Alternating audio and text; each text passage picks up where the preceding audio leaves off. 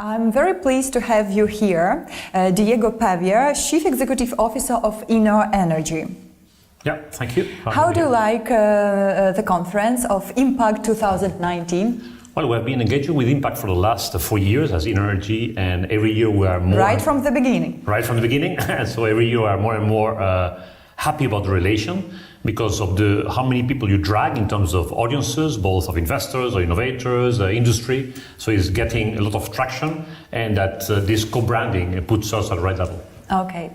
I would like to ask you some questions concerning actually the battery production. It is believed that the best way to decrease the air pollution is to have electromobility everywhere. But first we need to solve very great problem, which is related to the production of electric batteries. Would you please describe me how does this market look like? I mean, there are just few suppliers of this technology and...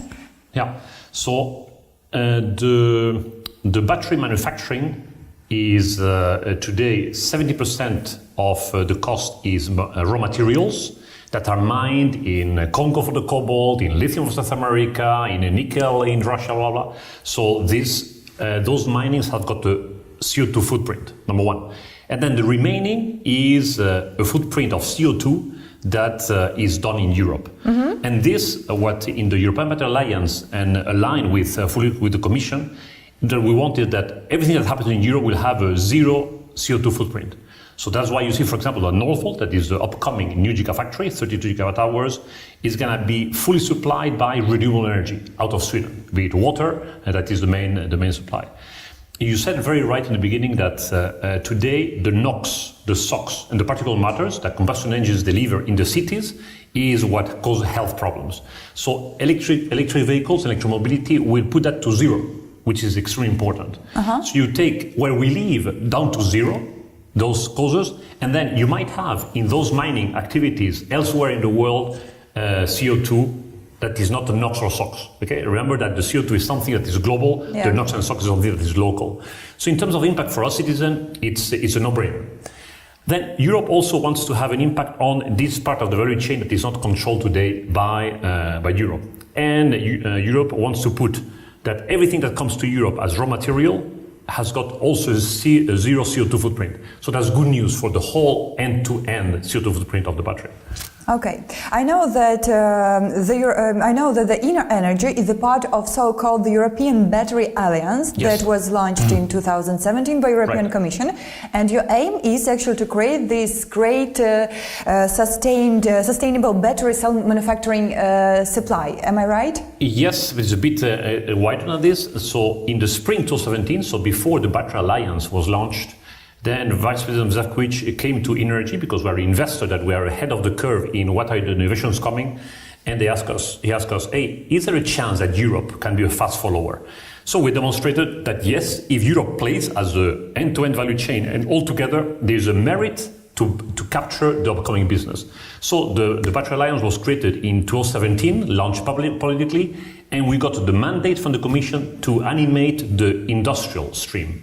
So we have created since then, 1.5 years, it's like 300 of the key industries across the value chain, from mining to recycling, the research institutes and the financial institutions, together with the Commission services. So we are all playing to get the 250 billion euros, that is the size of the market that is around batteries for Europe in 2025. Okay, and when will be the nearest checkpoint? I mean, the checkpoint that you will meet your shareholders? Well, the checkpoint is, as we speak, is every quarter. So a regulation for the strategic action plan on batteries was delivered already May last year.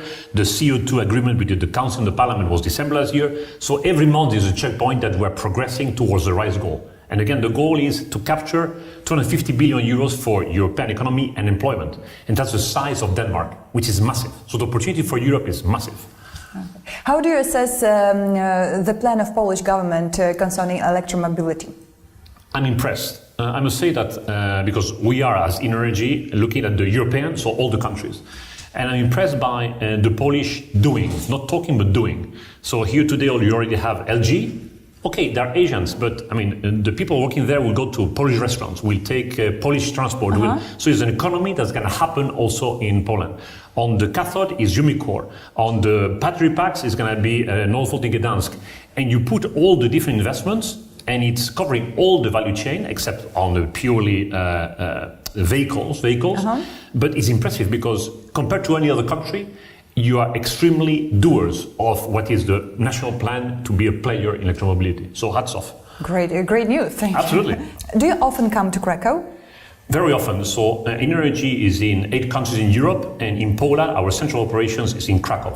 Why in Krakow? We set up Krakow because of Jagiellonian, AGH, also the close relation to Katowice and all the research institutes there.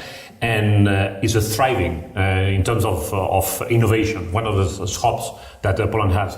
So I may be coming once every 6 weeks to check how the business is going. What do you think? Why it's worth to come here with touristic purposes?